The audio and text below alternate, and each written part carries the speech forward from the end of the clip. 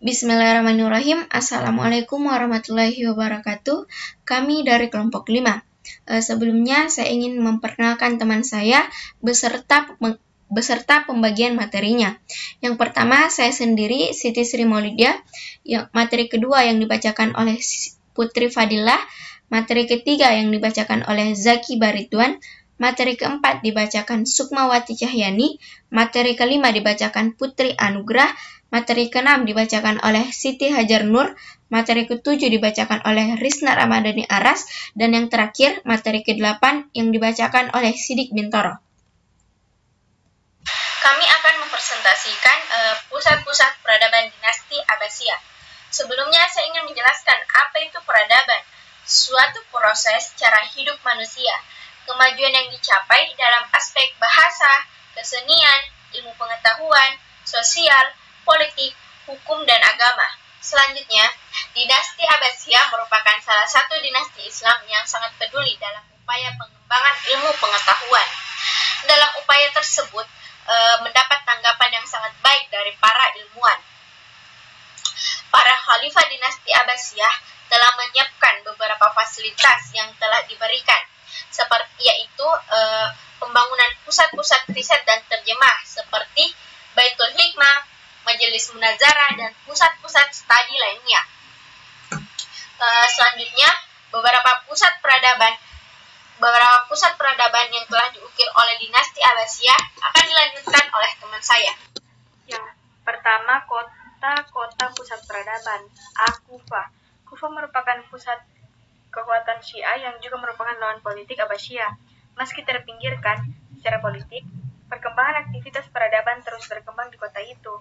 Bahkan sejarah mencatat, Kufah merupakan kota yang terkenal sebagai pusat politik, peradaban, dan pusat lahirnya doktrin Syiah.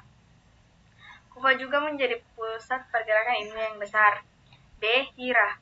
Pemindahan kota Abbasiyah dari Kufah ke Hirah disebabkan Kufah penduduknya banyak menganut aliran Syiah yang menentang Bani Abbasiyah dan lebih menginginkan keturunan Ali sebagai pemimpin umat Islam, sehingga kota untuk menjaga stabilitas negara, kota harus dipindahkan. Anbar terletak 10 farsak. Kota ini pernah dibangun oleh seorang raja Persia, kemudian diperbaharui oleh Abul Abbas As-Safa dan dinamakan Hashimiyah. Pada masa Khalifah Al-Mansur telah terjadi pemberontakan oleh golongan Raswandiyah. Khalifah Al-Mansur merasa tidak aman, akhirnya melahirkan ide untuk membangun kota Baghdad yang bergaya Laut Timur. Baghdad merupakan ibu kota negara kerajaan Abbasiyah yang didirikan oleh Khalifah Abu Ja'far Al-Mansur 754 sampai 775 Masehi. Pada tahun 760 Masehi, kota ini terletak di tepian sungai Tigris. Masa keemasan kota Baghdad terjadi pada masa pemerintahan Khalifah Hasan Ar-Rasyid 786 sampai 809 Masehi dan anaknya Al-Ma'mun 813 sampai 833 Masehi. Baghdad merupakan sebuah kota yang makmur, maju, dan kaya dengan tamadun, ilmu pengetahuan, dan peradaban di Timur Tengah. Saya atas nama Sukmawati Cahyani nomor urut 38. Bagian E yaitu Karka merupakan kawasan lanjutan kota Baghdad. Khalifah Al-Mansur pernah memerintah agar pusat perniagaan dialihkan dari kota Baghdad ke kota Karka. Jadi Karka merupakan kota pusat perdagangan yang dibangun Khalifah Al-Mansur.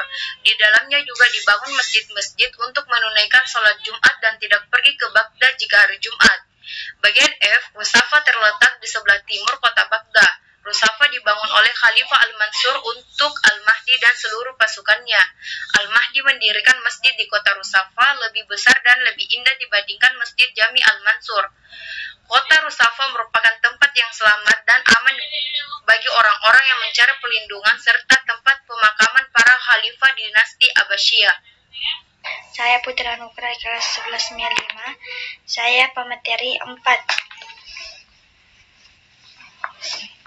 Semarang terletak di sebelah timur Sungai Tigris yang berjarak lebih kurang 60 km dari kota Baghdad.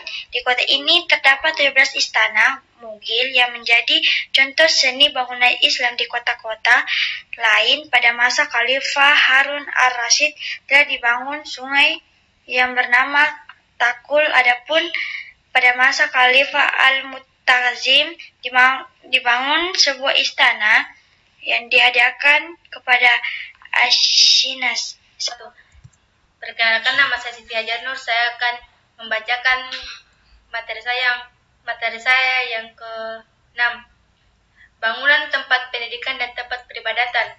Yang pertama, kutab, yaitu sebagai lembaga pendidikan dasar dan menengah. Maktab atau kutab dan masjid, yaitu lembaga pendidikan terendah tempat anak-anak mengenal dasar-dasar bacaan, hitungan dan tulisan, serta tempat para remaja belajar dasar-dasar ilmu agama, seperti tafsir, hadis, fikih, dan bahasa.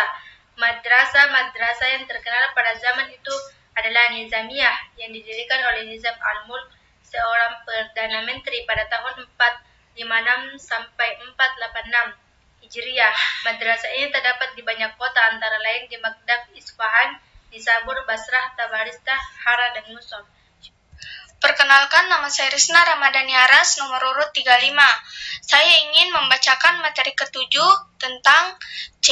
Majelis Muhadarah, yaitu tempat pertemuan untuk para ulama, sarjana, ahli pikir, dan pujangga untuk membahas masalah-masalah ilmiah. Dan D, yaitu Darul Hikmah sebagai perpustakaan. Kemudian lembaga-lembaga ini berkembang menjadi perpustakaan dan akademi.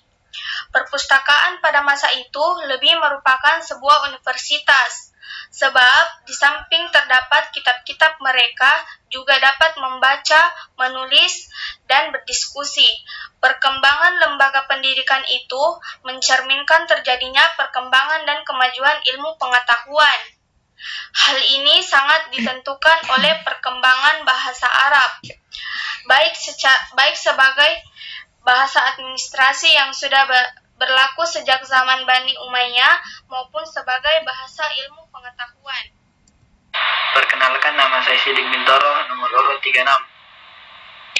Masjid-masjid sebagai tempat beribadah, tempat pendidikan tingkat tinggi, dan takhasus. Di antara masjid yang terkenal adalah Masjid Cordova, Masjid Ibnu Taulun, dan Masjid Al-Azhar. Mungkin cukup sekian, kurang lebihnya mohon dimaafkan.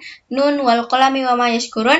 Fastabiqul khairat. Assalamualaikum warahmatullahi wabarakatuh.